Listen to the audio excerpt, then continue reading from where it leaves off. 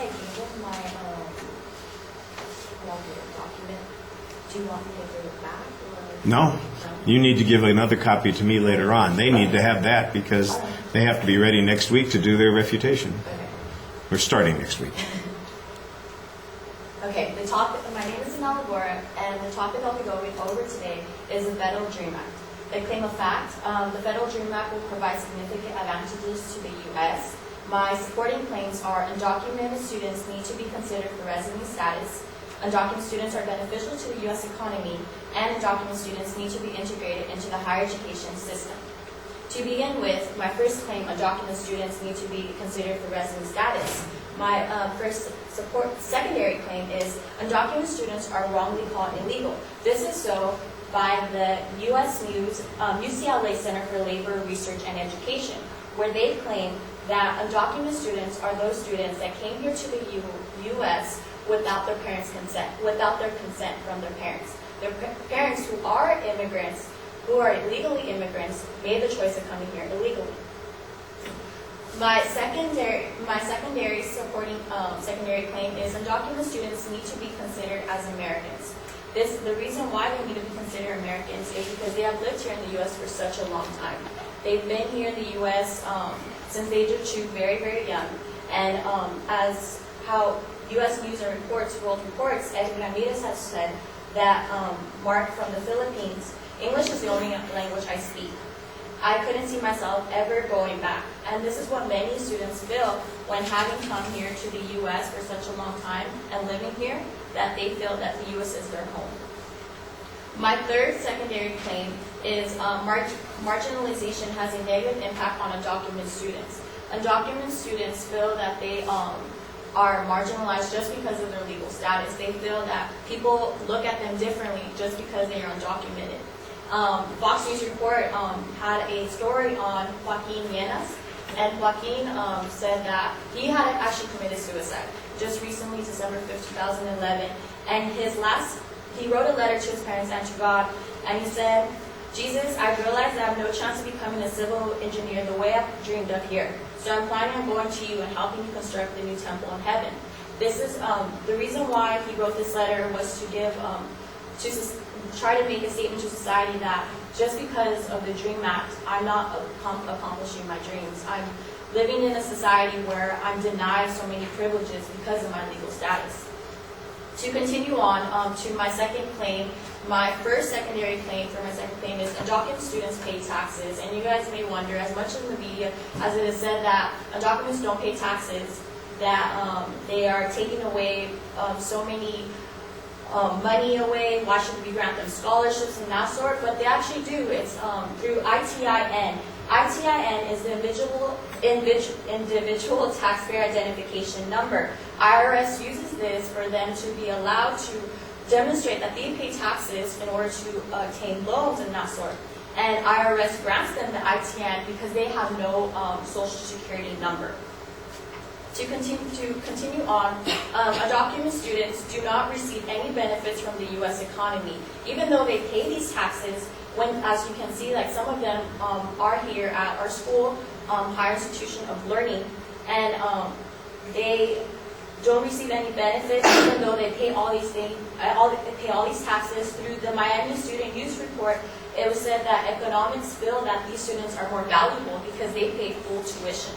And as you can imagine our tuition ourselves, just imagine these students don't have any grants, don't have any loans, and they pay everything out of pocket. To continue on to my third claim, undocumented students need to be integrated into the higher education system. This was through the 14th Amendment, should be applied to higher institutions of learning. And through the 14th Amendment, which is stated in the Constitution, no state shall make or enforce any law which shall abridge the privileges or immunities of citizens of the United States, nor shall any state deprive any person of life, liberty, or property without the process of law. Through the 14th Amendment, through Plyer versus Doe case, students of undocumented students through Texas were being charged to attend primary and secondary school. With the Plyer versus Doe, the case, it went further. it actually established that you shouldn't, students should have the right, undocumented students should have the right to attend private secondary school because they reside in that state. That was continued on with Equal versus Hopkins case, where the U.S. Supreme Court ruled that equal protection clause of the 14th Amendment applies not only to citizens, but to any person in the state jurisdiction. So even though these children are undocumented, they are part of, even though, as long as they reside in that state, rights are given to them. As I continue on, my last secondary claim, undocumented students, academics are beneficial to our institutions of education. Just letting you, giving you an insight, these students are, I actually have worked with them. They are part of our honors college. There's a lot of them that are undocumented. And it's sad to say that their futures are not as bright as many of us that are privileged. And one case, for instance, Erica, she wrote about a student, and this student, like many others, he's magna cum laude, he graduated, and he basically, he's such a brilliant student, and he received so many honors, but because of his uncertain future, he has to be a waiter at a restaurant as of right now, and he graduated. And another case was in UCLA. It was in an article from Los Angeles Times, undocumented students have a degree of anxiety. This Miguel will be graduating from UCLA, but he is an immigrant, and as he states, like many undocumented students, he feels that when he was a student, he was able to, he felt like he was like everyone else, but now that he's graduated, he's an immigrant all over again. And to finalize and to conclude my proposition, I feel that the Federal Dream Act should be passed because these students actually have so many rights taken away from them that the right of having education granted to them should be a right given to anybody. And thank you for your time.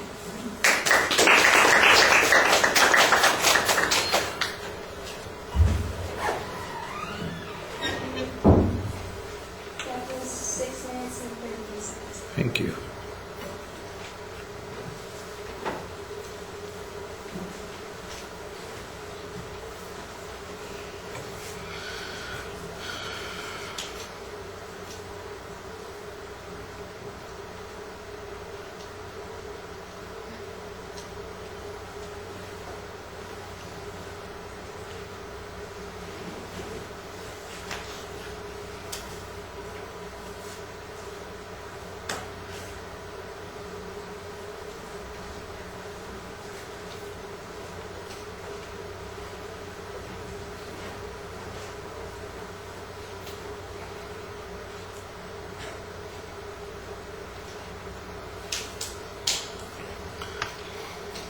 All right, well, the subject's identified. You've got a clear statement of the claim. There's a pretty reasonable preview of what the supporting point is going to be.